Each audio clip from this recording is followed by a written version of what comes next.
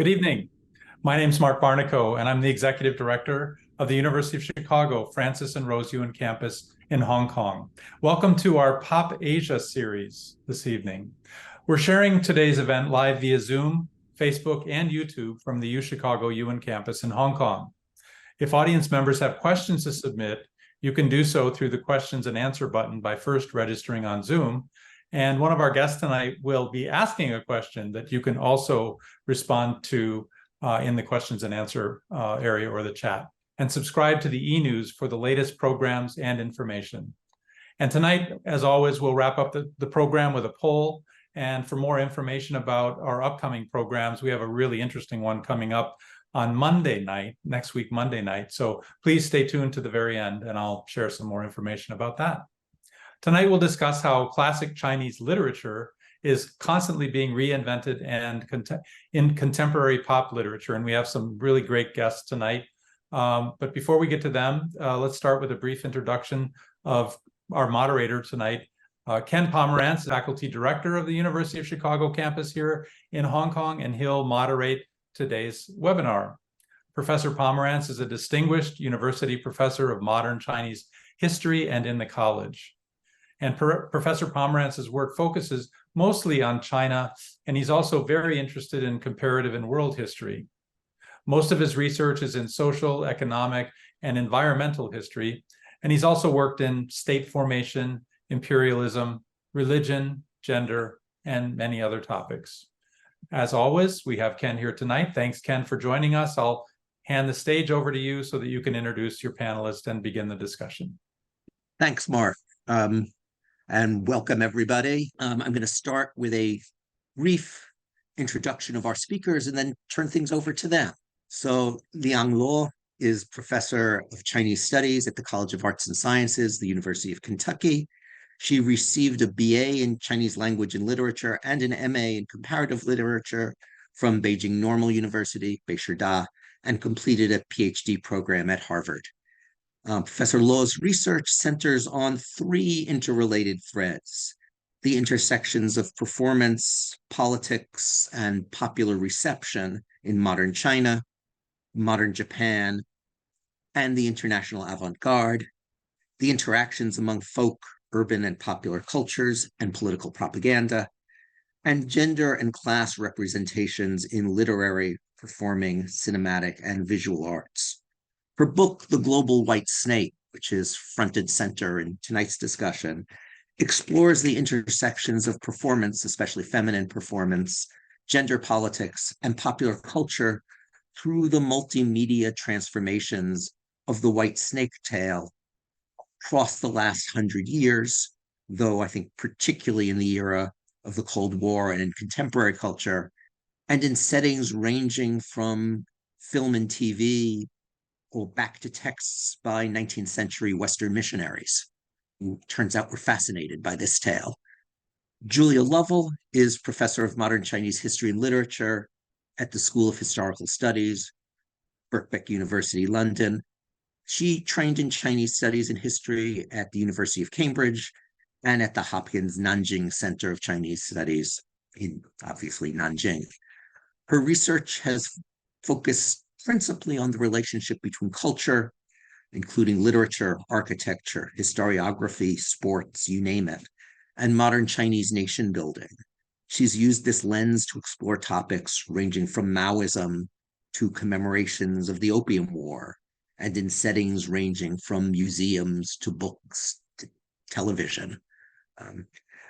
Professor Lovell is also very active as a translator of Chinese literature, and her latest translation, Monkey King, Journey to the West, was published in 2021, and it was really in response to that translation and some comments that Professor Lovell made about the ways in which Journey to the West remains so relevant today that we got the idea for this podcast. So I will step aside, and thanks everybody for joining us. And Julia, I'll hand the stage to you to get us started. Thank you so much for this wonderful invitation and introduction. It's a real honor to be speaking to this group, and many thanks also for so kindly asking me to give a brief presentation first. Professor Luo would be a very hard act to follow, especially as she's prepared a wonderful PowerPoint presentation, whereas I'm afraid I'm going to go low concept and just talk for 15 minutes or so. Now, Ken asked me to start things off with a quick outline of the novel Journey to the West, 西游记, and of its adaptations and reinventions. The novel spreads across 100 chapters. It was first published in the version that's read today in 1592. Its hero is a magic, beautiful monkey king, the Meiho Wang, called Sun Wukong. The first 7 chapters of the novel show how monkey Sun Wukong becomes an immortal and acquires superpowers. He can travel 108,000 miles in one leap. He can transform himself and his hairs into anything he likes. And he has a fearsome weapon, a gold-hooped staff that can defeat anyone. But in this prologue that starts the book, he is brought low by his mischief and his arrogance. The Jade Emperor, the ruler of heaven in the Chinese religious Taoist universe, tries to tame him by inviting him to heaven and giving him lowly jobs like looking after horses or the peaches of immortality. But Monkey always ends up making trouble. Eventually, there's a huge bust up in which Monkey eats and drinks all the immortal peaches, wine, and elixirs for a banquet, and then he runs away. And after an enormous battle with heavenly armies, the Jade Emperor has to call the Buddha in, who traps Monkey beneath a mountain until he's learnt better manners. Monkey remains in prison for 500 years until the Emperor of China under the Tang Dynasty, sends a Buddhist monk called Tripitaka Sanzang, or sometimes Xuanzang, from China to India to collect Buddhist scriptures to educate the Chinese. So this is the journey to the West of the novel's title. But this is a very dangerous journey. It's full of huge mountains, rivers, and man-eating monsters. So the Buddha decides to give Sanzang Tripitaka some disciples expert in magic and fighting to protect him. Their leader is Sun Wukong, the Meiho Wang, the Monkey King, who Tripitaka releases from his prison. There's also a pig demon, Zhu Bajie, who loves rice. He can fly with his ears. There's also a river monster called Sha Wu Jing. And there's a disobedient dragon too, who's reincarnated as a horse for this pilgrimage. And all these disciples have to atone for crimes they have committed by helping Tripitaka get to India. And so this group of pilgrims travel for 14 years along the routes of the Silk Road. They battle monsters of all shapes and sizes. And almost all the monsters want to eat the travelers, especially Tripitaka, because the theory goes his flesh will confer immortality on them. But eventually they reach the Buddha's monastery, they gather the scriptures, deliver them back to China, then return to become immortals in the Buddha's monastery. So among many other things, the novel traces Monkey's journey from Hellraiser to virtuous Buddhist. Now, one of the very interesting things about Journey to the West is that it's a novel that's passed on through the ages through new interpretations and adaptations. So it's a novel about shape-shifting that has itself shape-shifted across space and time. The 100-chapter version, first published in 1592, sprang from much older oral versions of the story, which is itself very loosely based on historical events. So Tripitaka was a real Chinese Buddhist monk living between 602 and 664 CE. He made a very tough, dangerous journey to India to bring scriptures back to China in the 620s. And Tripitaka, or Xuanzang's life story, began being mythologized even before his death, and these myths spiraled in the centuries afterwards. By about the early 13th century, the story or these stories had gained the monkey character. And the origins of this character might lie in Chinese or even Hindu mythology. And literary historians have shown how the stories linked to Tripitaka and the Monkey King were circulating within East Asia already in the medieval period. Then, immediately after the novel was published anonymously in 1592, and over the subsequent 5 centuries, hundreds of adaptations have appeared across print, theatre, film, music, dance, and fine arts. And I would argue that Chinese people today perhaps more often access the novel's stories and characters through these adaptations than through the original 1592 text, because the original is enormously long and it's written in a pre-modern vernacular that's quite a long way from contemporary Chinese.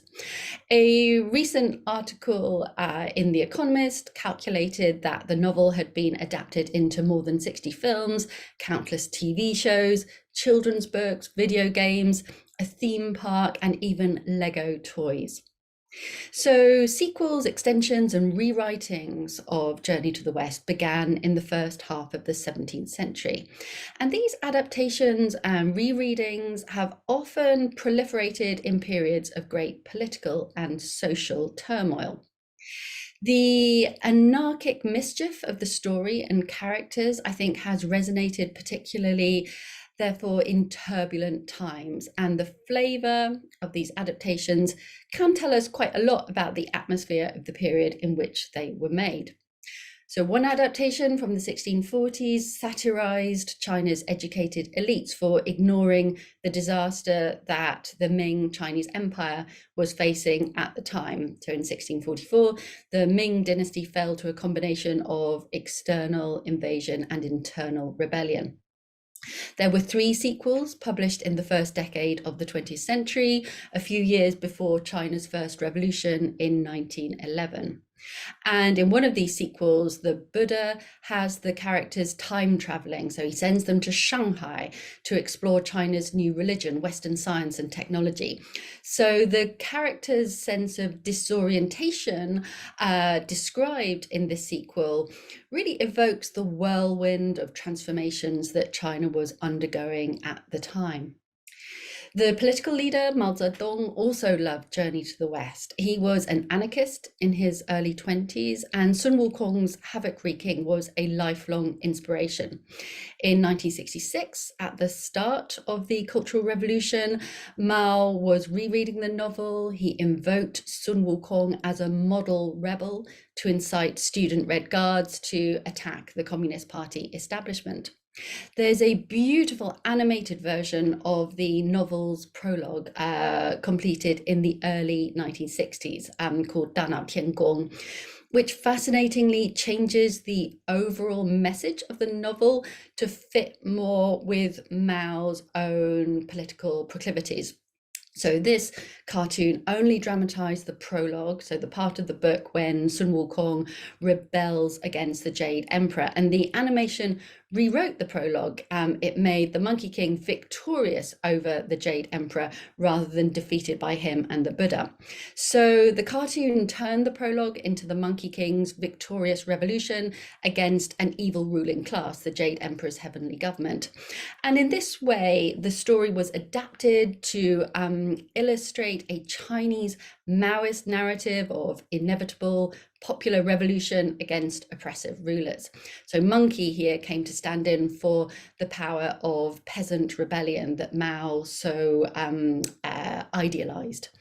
And in general, adaptations in the early PRC tended only to depict the novel concerning Monkey's rebellion against heaven, and they changed that ending so that Monkey triumphed over the Jade Emperor rather than the other way round.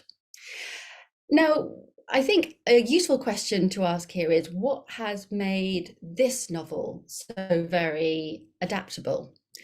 For one thing, I think there's something very dynamic and unstable about the book. It's an open text. It represents, but it's not a cheerleader for any of the religious ideas and systems that run through it. The novel's characters are flawed beings with all the complexities and imperfections you'd expect to encounter in such characters. The novel, yes, it does have an overall spiritual arc to it, the kind of reformation of Monkey, the taming of Monkey, but it's also full of fantasy, adventure, and comedy, so all sorts of different tones going on there. The novel is also very subversive of political authority. It's notable that none of the rulers in the book comes off well. The Jade Emperor is a capricious dictator.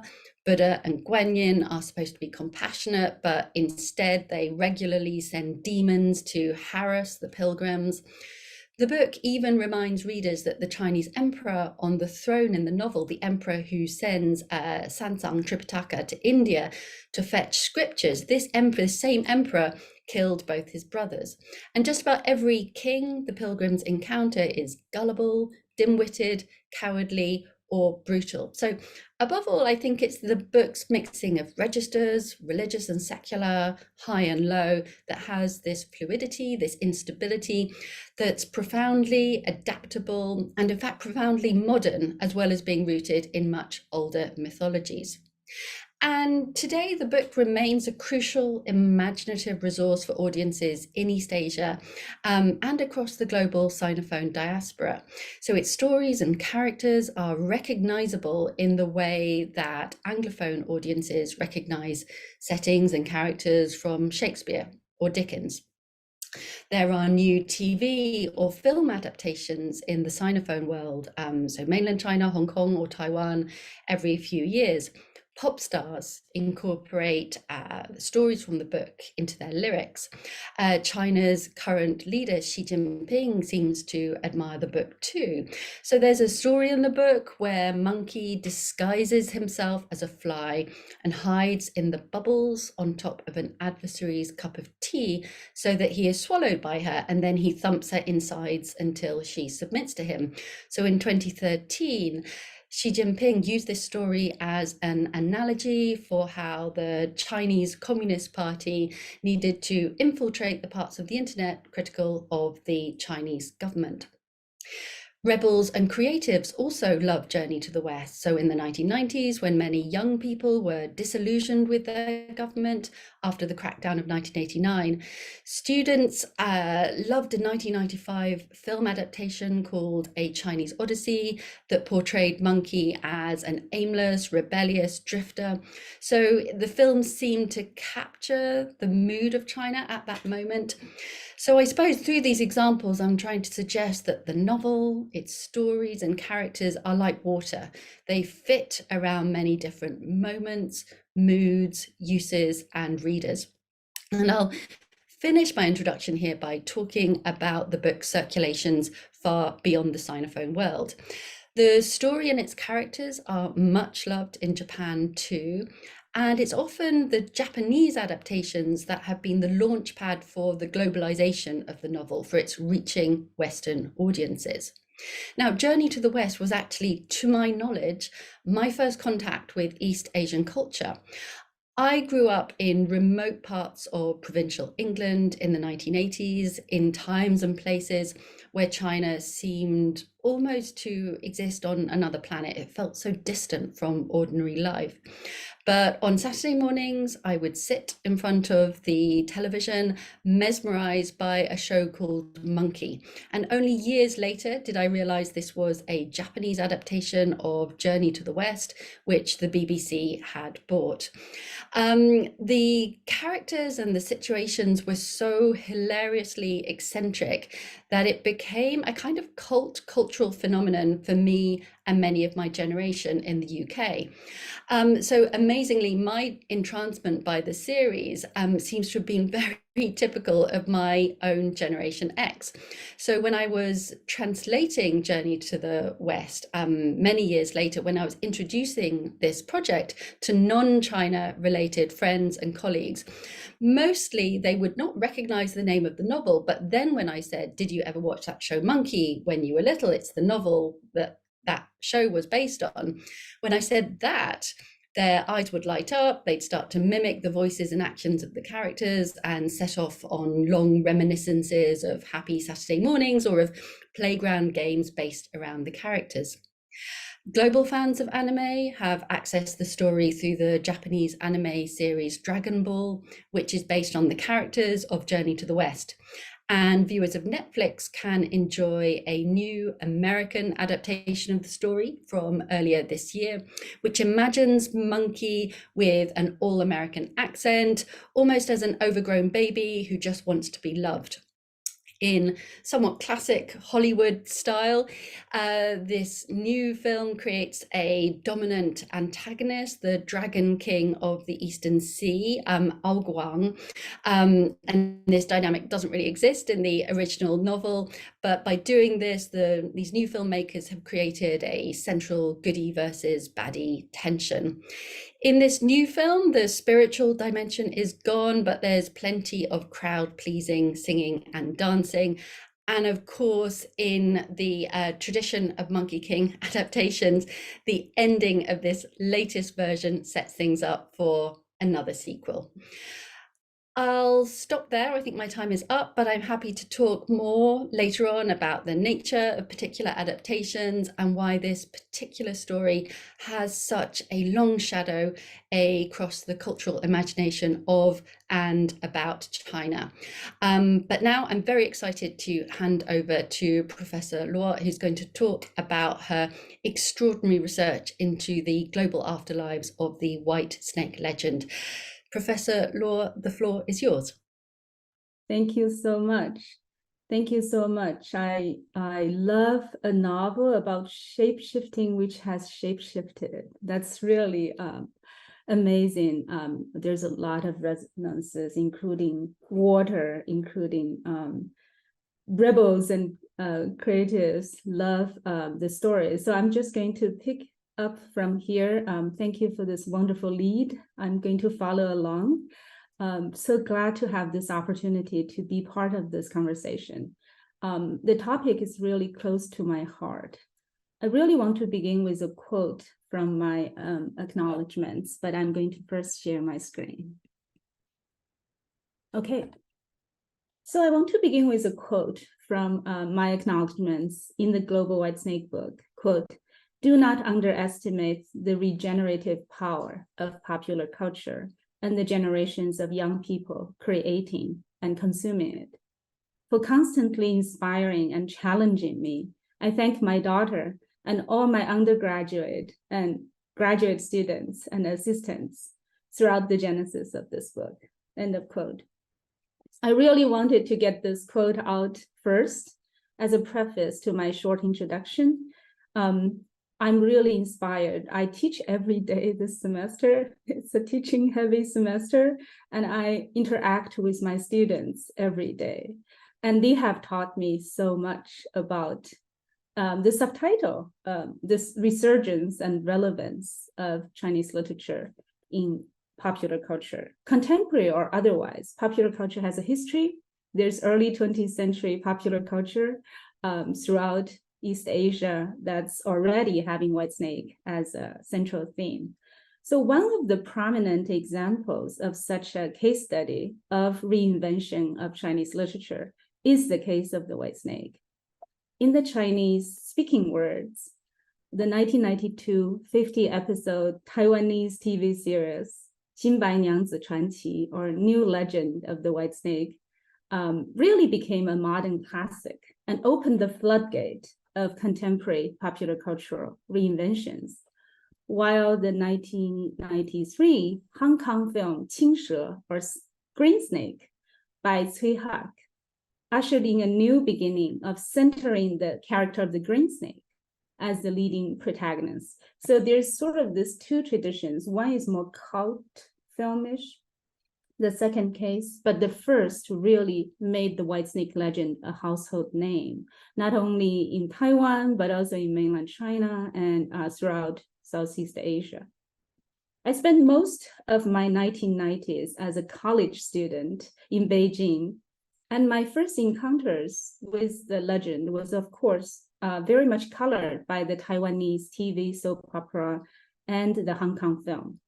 But I was also very much into Peking opera, Kunqu opera, as well as avant-gardist experimental theater, which is really a thing in 1990s Beijing. As a student in the Chinese department, I got free tickets to all these performances, whether they are opera or avant-garde theater. So that's a privilege of being a 北师大中文系 student, a student of Chinese department at Beijing Normal University, which is centrally located in Beijing, much better than other campuses, very close to the theater district. So these experiences made me really want to focus on the Peking opera Whitesnake in the last chapter of my first book, which is about the Chinese avant-gardist Tian Han. And the book is titled The Avant-Garde and the Popular in Modern China. So with that ending chapter, I really wanted to follow up with a second project, which led me to the late 19th century, all the way to contemporary transformations of the legend.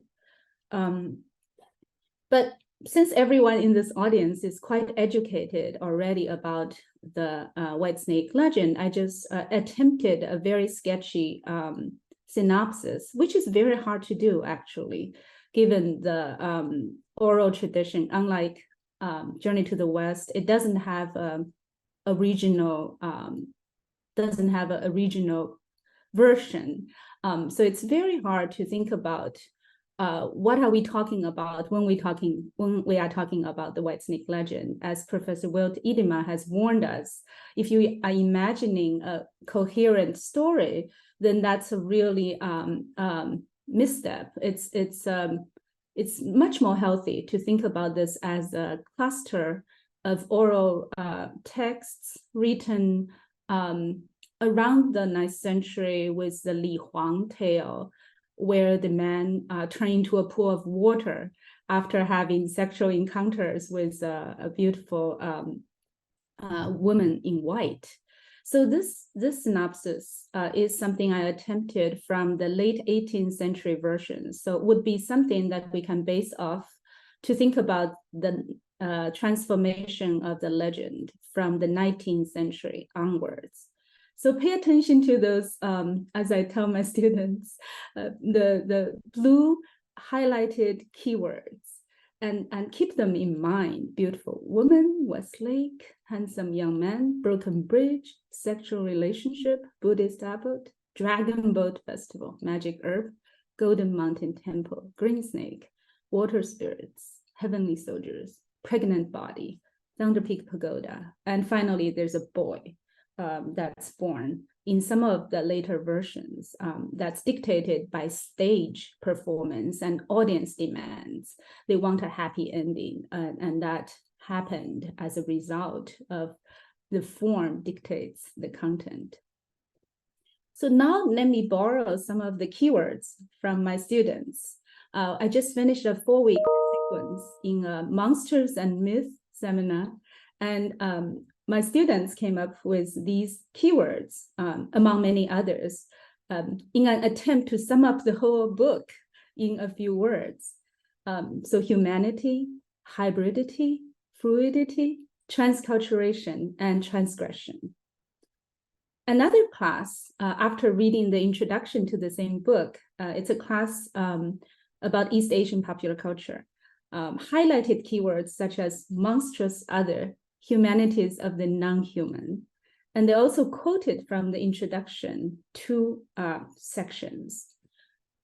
The Whitesnake, together with her companion, the sometimes transgender green snake, serves important anti-authoritarian functions in various fantastic narratives by fighting the Buddhist abbot, who is an agent of religious and morally reactionary authorities. This can be very controversial. Even today, as I told them, there are Buddhists protesting the contemporary adaptations of the Whitesnake.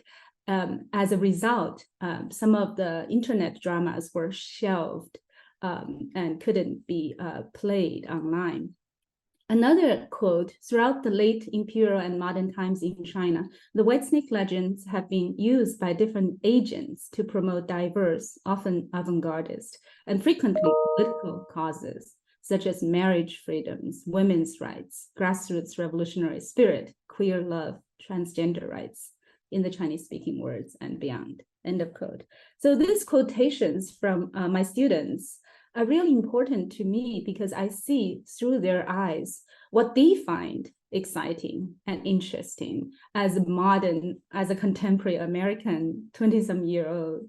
So it's important for me to reflect on what I was paying attention to as someone born in the 70s in mainland China, grew up, throughout the 90s with all the influx of different cultural influences, but also came to this country in the last year of the 20th century and have spent half of my life both in China and in the United States. So when I was researching the legend, what I am most concerned is really in terms of the modern reinvention of the legend. About 3 linguistic, cultural, and geopolitical spheres. So I'm interested in the Anglophone, which is the English language encounters, but I'm also interested in the inter-Asian, which is mainly in my case studies about Japanese and Korean cinematic adaptations during the Cold War in relation to the Chinese-speaking parts of Asia. And the Sinophone that was already mentioned in terms of not just an exclusive focus on mainland China and things Chinese, but in terms of the Sinitic languages, which can include Cantonese, Sichuanese, so all the local operas, as well as the Chinese diaspora outside China. So for the Anglophone, I use English language texts from late 19th century to the present day. And just one example, because of the limit of time, from Frederick Cloud, who is missioner, who is a diplomat, active in Hangzhou, who wrote a guidebook, Hangzhou, the City of Heaven. But that guidebook purported to introduce practical knowledge, has a really good translation of the legend of the white snake inserted in a really prominent in terms of the length and positioning in the guidebook. From there to the present, the very last live performance before the pandemic hits that I could go to is the Mary Zimmerman version adapted by the DC-based Constellation Theatre Company in 2019. I can come back to the Mary Zimmerman version, but I want to just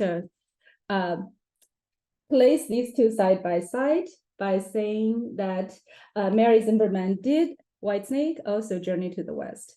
And I watched her adaptations with the DC-based company adaptations of her adaptation. That's quite amazing. And I have more to say if people are interested. But in the inter-Asian sphere, I think the time and space between the Anglophone accounts, I'm very interested in excavating Japanese and Korean films during the Cold War from the 50s to the 70s, and to look at their relationship with the Chinese-speaking Asian regions to demonstrate a multi-directional travel among these texts. So you have the 1953 Ugetsu, which is considered a Japanese cinema classic, but rarely considered as a Whitesnake film because it features a female ghost. So we can talk more about ghost versus snake monsters and human ghosts, and what does that tell us about not just Japanese film industry in the post-US occupation period, but also inter-Asian connections. Second Japanese example is the 1956 Madam Whitesnake, featuring Yamaguchi Yoshiko. Her Chinese name is Li Xianglan. So there's a whole story that we can go back to the Manchurian film industry, as well as throughout her post-World War II career in Japan, as the fantasy Chinese snake woman in the first post-war Japanese color live action film. So Whitesnake has a lot of first, but all through Japan, as we've heard from Professor Luo about how Journey to the West was featured as monkey in the BBC broadcasting. Very similarly, the 1958 animation was imported in the US in 1961 and dubbed and titled as Panda and the Magic Serpent. And people watching this film growing up in the 1960s in the US, of course, didn't know and thought it's a Chinese animation because it has panda on the title, but it is a Japanese adaptation of the Whitesnake, which most famously inspired Miyazaki Hayao and this whole Ghibli studio enterprise. So it's a very important film in Japanese popular cultural history, but also very important for our understanding of the inter-Asian connections. The Korean examples are even more obscure, but it's done by one of the legendary Korean film directors, Shin Sang-oh. He made Godzilla films in North Korea. And in addition, so Monsters and connects sort of the very intricate political divides, and we can talk more about that. But his first Whitesnake film stars his wife, Choi Eun-hee, and this is from 1960. Then he made a second attempt in 1969. This time it turns into a hybrid genre of horror, fantasy, martial arts, erotica. So it's a sort of trailblazing effort. Even before Hong Kong film, he then went on to film in Hong Kong in the 70s. But he has this very hybrid experiment already in 1969.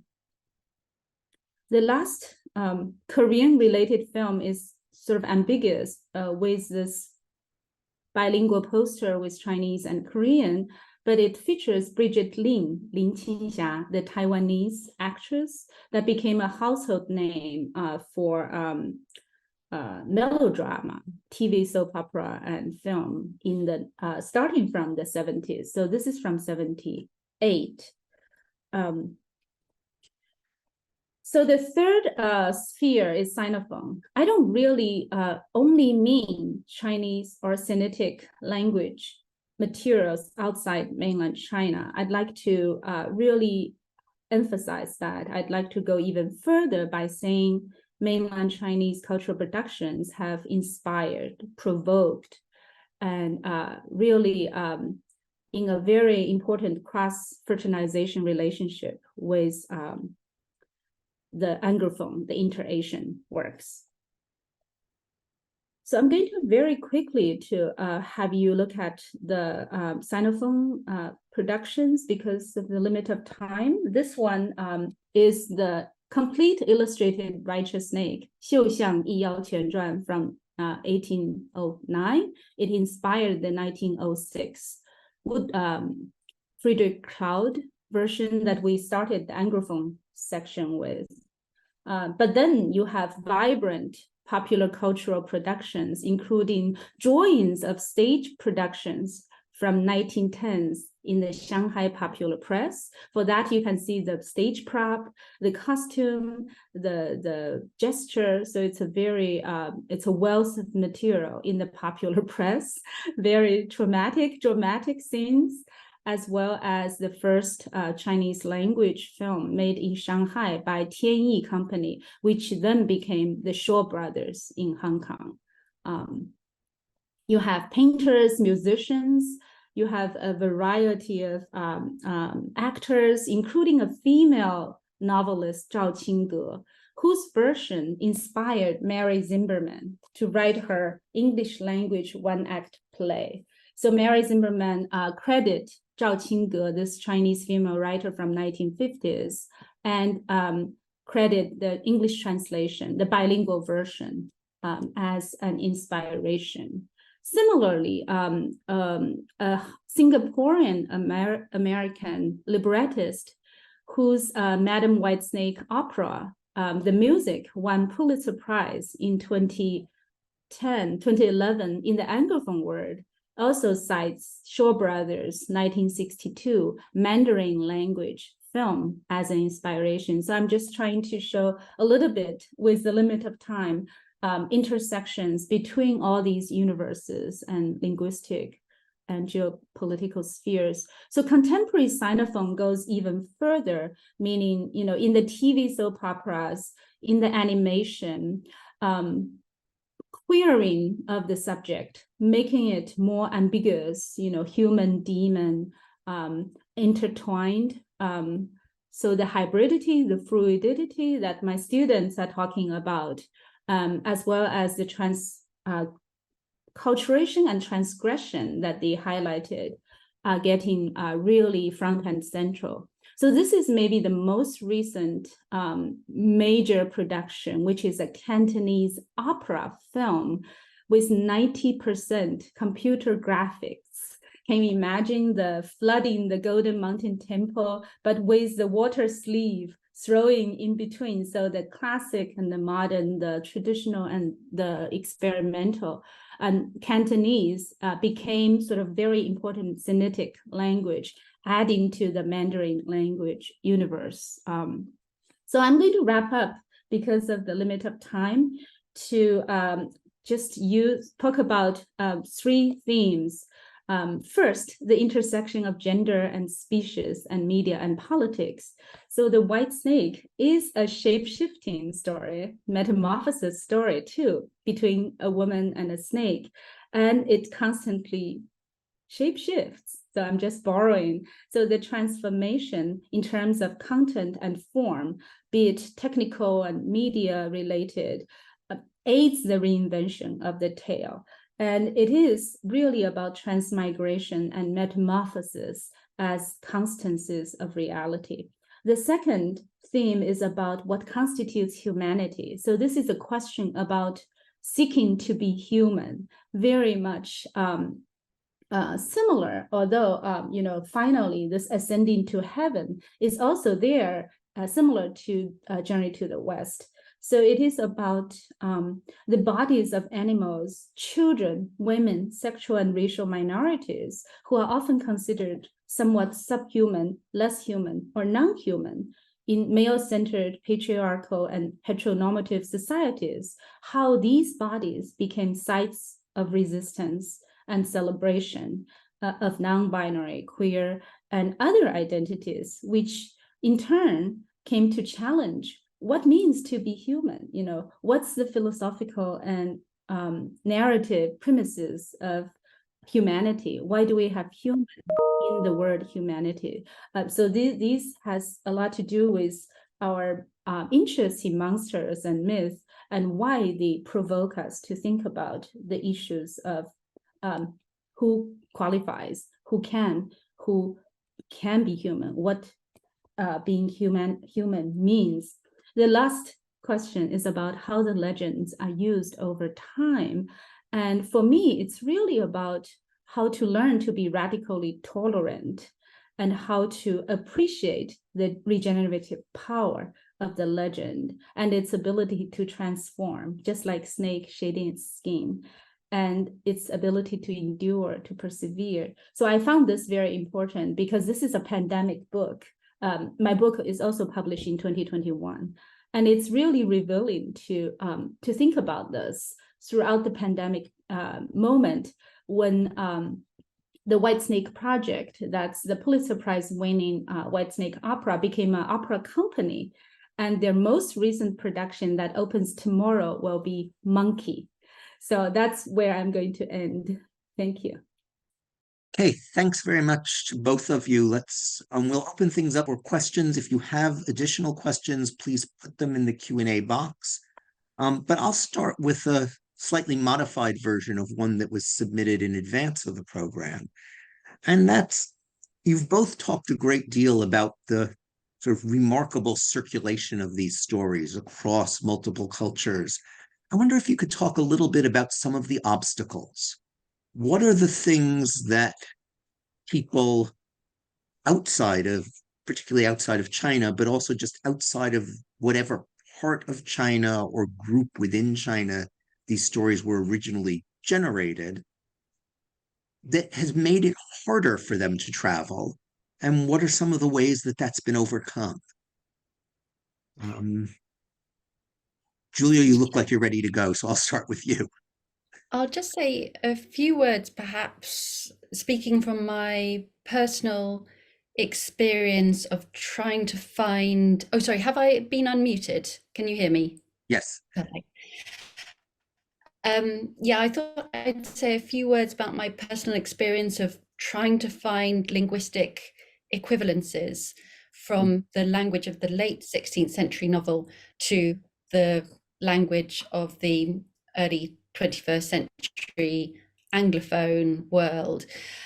I've been translating Chinese literature, mainly 20th, 21st century Chinese literature, into English for most of my academic career. So I began when I was a PhD student, and I've noted from personal experience and also observation that it has often actually been very difficult for Chinese literature to travel into the Anglophone world. Obviously, for so much of Chinese history, Chinese culture, Chinese literature had an enormously dominant regional position. So fluency and familiarity with Chinese literary forms was really fundamental to showing that you were an educated person in East Asia, in what is now Japan, different parts of Korea, Vietnam, and so on and so forth.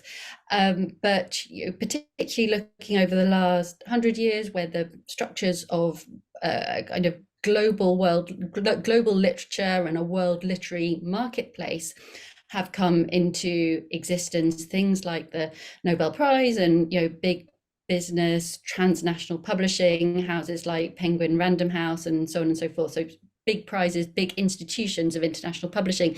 It's often been hard for Chinese literature to sort of make its way into the globally dominant English language big business publishing. And I think one reason is just quite straightforwardly logistical, that and practical and common sense, that a literary language reflects the culture and the history that it developed within. And Chinese little Sinophone literature has developed over many millennia and centuries in settings which are culturally, geographically remote from those of the contemporary Anglophone world. And so with Journey to the West, one big challenge was, for me, was working out what to do with the traces of the oral tradition, which were very apparent even in the published version of the novel, which went out into the world at the end of the 16th century. So Journey to the West, I think, as I described, it doesn't suddenly come out into the world in 1502.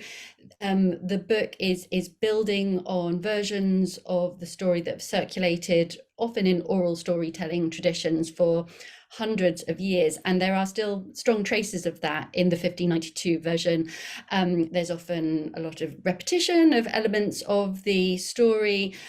Quite often you'll have recapitulation of what has happened in the story so far. You almost imagine that it's being told by a marketplace storyteller who's, maybe some of his audience has wandered off to do their shopping and then they've come back, so he thinks, I need to just remind everybody where we are in the story. And that makes perfect sense in an oral tradition of storytelling. It doesn't work so well in a contemporary publishing context when people might be reading it in certainly one chapter in one sitting, or maybe even the whole book in one sitting. So I had to, my version was an abridgment. I reduced it to about a quarter of the size of the original 100 chapter version. And one of the decisions that I made was to compress and cut down those repetitions unless I really thought there was a complex element of the story that readers needed reminding of. So there's absolutely a very important value for a full translation of the novel, and we have a wonderful, incredibly erudite version completed by the extraordinary, sadly now late Anthony Yu, who was a professor of comparative literature at was he at Chicago? In fact, I'm trying to recall. So an absolute, bright shining star of your institution, and that is just an extraordinary translation. I suppose that I saw my version not at all as in competition with that, but hopefully as a gateway version that would draw readers in to enjoy the magnificent full-length version that Professor Yu completed across many years between the 1970s and 80s. The version Mary Zimmerman did has a foreword from Professor Yu, and his wife was at the performance I attended, and we actually related. We discussed his translation with the stage adaptation. Yeah. Somewhat along the same lines as thinking about barriers, you've both alluded to the ways in which your tales are subversive. And of course, that which is subversive will occasionally be suppressed, or at least people will attempt to suppress it. Could you talk a little bit about that kind of resistance to the stories, incidents of whether it's Buddhists upset about White Snake and Fahai, or political authorities worried about anti-authoritarianism, or Western missionaries ambivalent about the sexuality of White Snake, all sorts of things. Maybe we'll start with you this time. Yeah. Okay.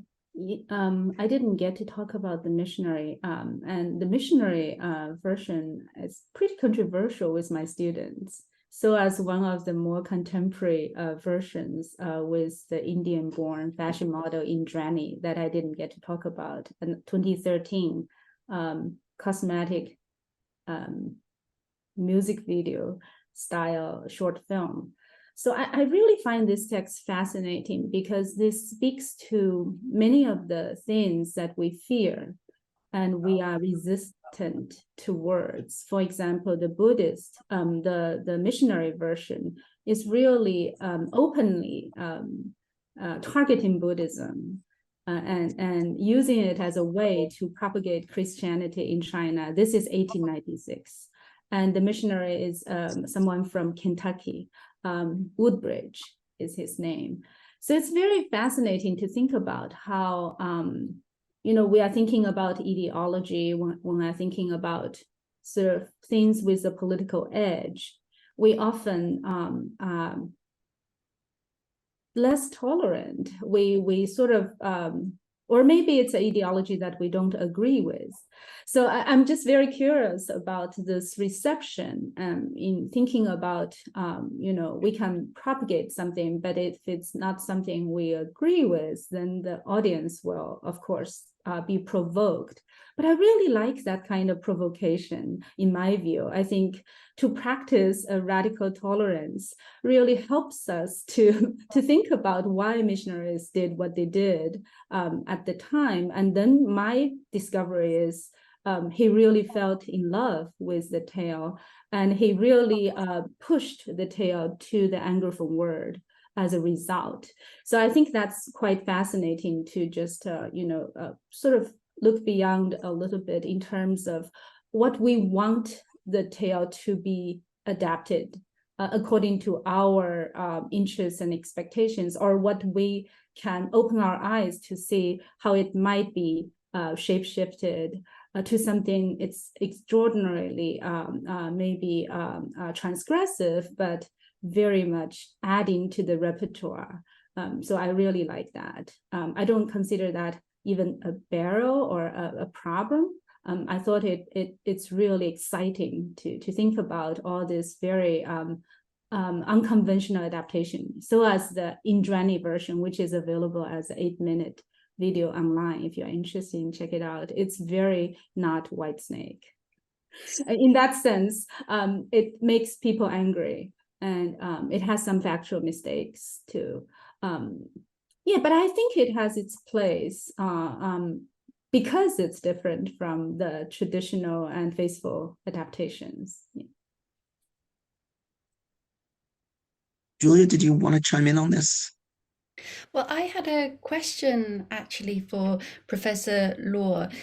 It was striking when I was looking at the reception history of Journey to the West that the authoritative version that I translated from by 作家出版社 in Beijing is actually edited and comes out in the early years of the 1950s, and very few things, cultural events, happen entirely by accident at that period of time. And I think it does tell us something about the way that Journey to the West perhaps was seen as having a place within the new cultural orthodoxies of the PRC, and presumably it had a particular place in the heart of Mao Zedong. And I talked about some of the ways in which the book was kind of chopped up and changed a bit, but remained quite a visible part of the cultural and literary landscapes of the early PRC. I was wondering if you could talk a little bit more about how something like The Legend of the White Snake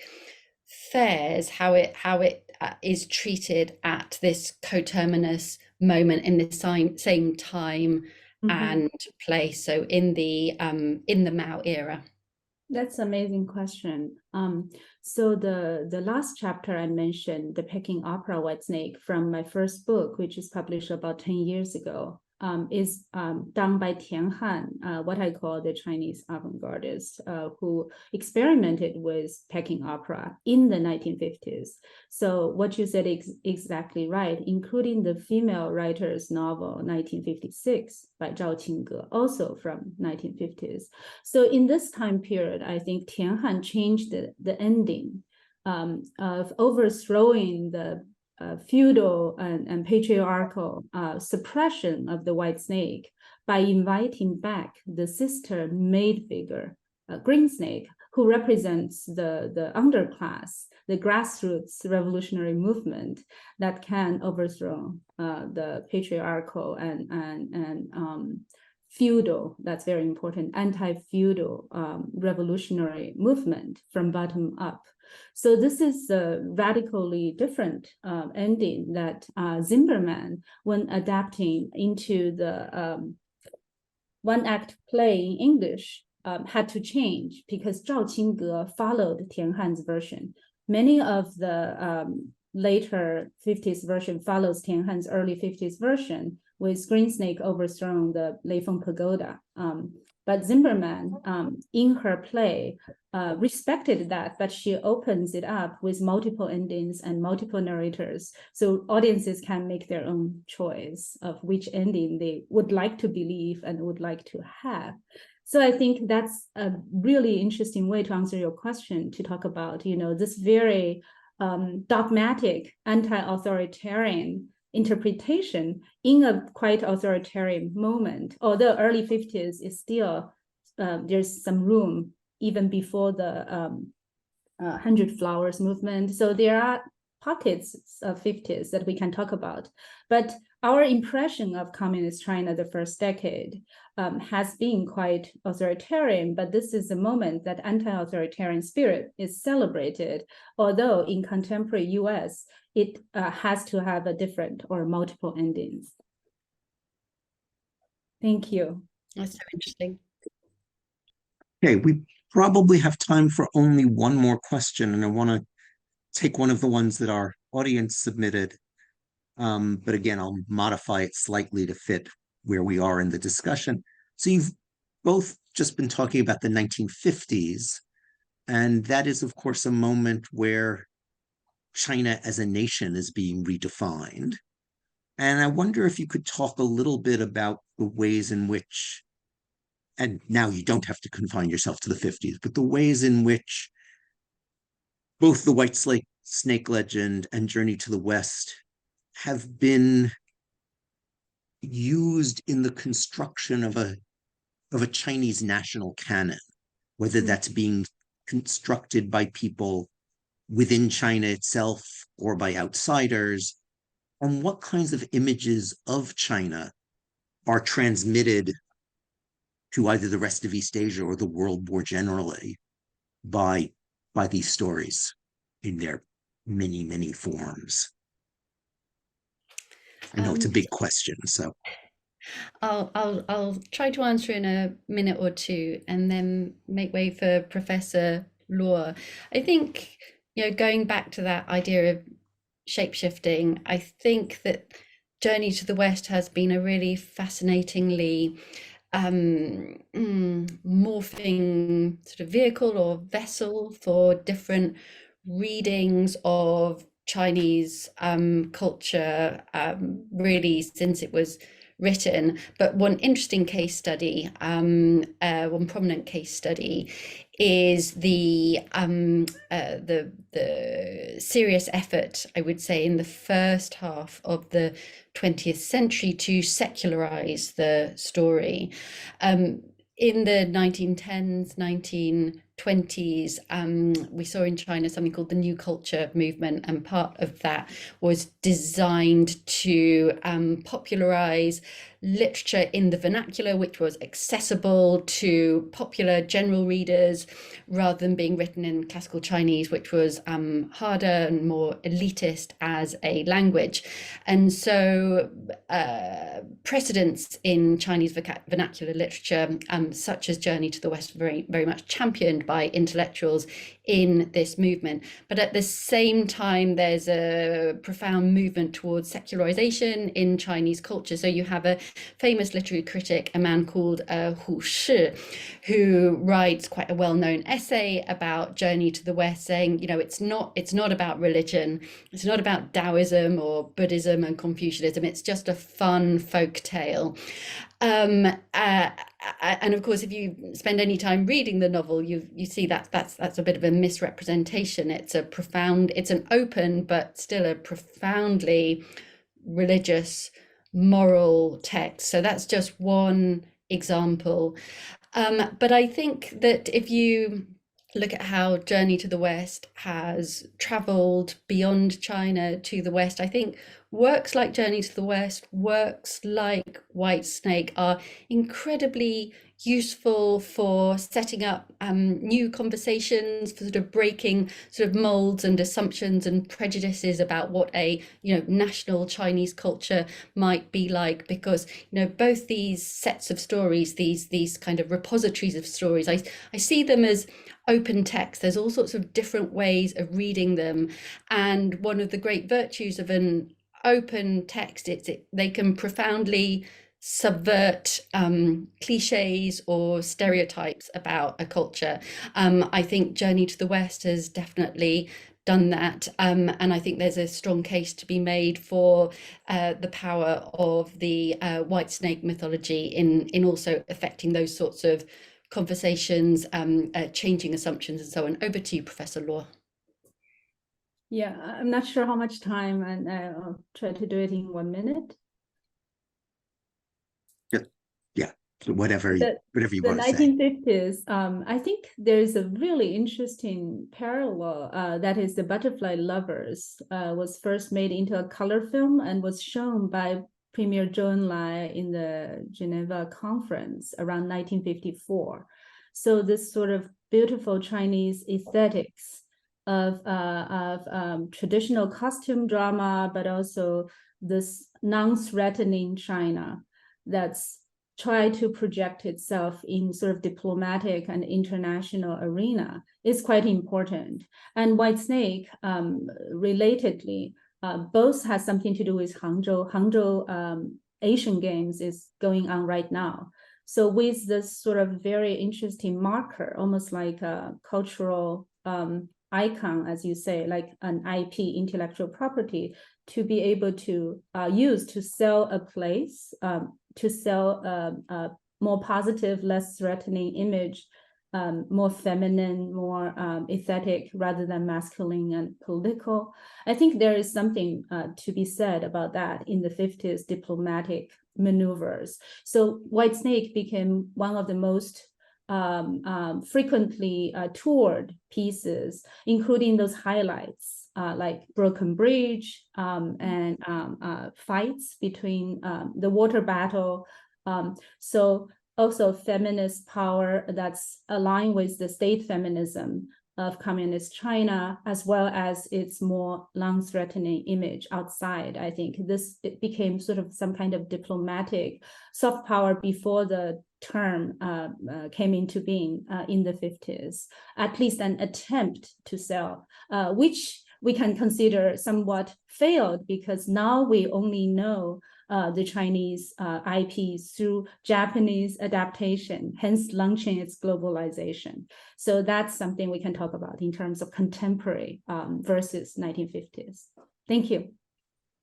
Thanks very much. I'm afraid we've run out of time, so my apologies to the audience members whose questions didn't get asked, but I think it's time for me to turn things back over to Mark.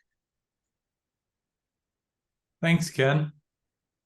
And thanks to Liang and Julia. We really appreciate the conversation tonight. Thanks so much for joining us. Before we move on to the poll, I just want to let everybody know about an upcoming program. I mentioned it earlier on the program. It's coming up on Monday night at 8:30 p.m. Hong Kong time. We've invited the scientist and UChicago professor, Robert Rossner, to discuss and clarify the risk, policy, and ethical issues surrounding the Fukushima wastewater controversy. This has been in the news quite a lot over the last several weeks here in Asia, and we really want to get to the bottom of the truth around the wastewater from a scientist and an expert in this field. So please don't miss Monday night's program. And also, don't forget to learn more about the UChicago faculty in general, more broadly, and how they became professors by listening to the course podcast. It's our UChicago UN Campus Hong Kong initiated production podcast, and it's available on Apple, Spotify, Himalaya in the mainland, and wherever you listen to podcasts. The course podcast, as I said, is a special program that is produced out of the UChicago UN Campus right here in Hong Kong. So I'll turn it over for our brief poll on tonight's program to the audience on Zoom. And if you're watching live on Facebook or on YouTube, you can leave your answers in the comments below. And we'll wait for you to fill out your poll this evening. We'll tabulate the results and we'll feed it back to the professors after the program is over. I'll sign out from here and I'll watch you fill out the poll. Thank you so much for joining us. Have a great evening.